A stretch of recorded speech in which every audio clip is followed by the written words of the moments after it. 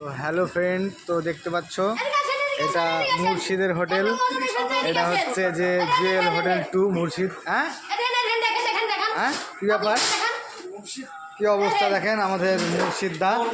দেখেন দেখেন কর্ম করে খেতে হলে ভাই সব করতে হবে, কারণ চুরি চামারি তো করছে না, কার দরজাও যাচ্ছে না। দেখুন কত কষ্ট কর্ম করে। দেখেন আপনারা ভাবেন যে হোটেল খুললেই হবে না, যে হোটেল খুললে আপনারা ভাবেন যে ইনকাম হবে, তা না। দেখুন কত কষ্ট করতে হয়, কত পরিশ্রম করতে হয়।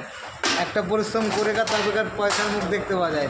দেখুন আজকে মেয়েদের কাজ করতে হচ্ছে। হোটেলটা দেখে দেখুন কত সুন্দর হোটেল।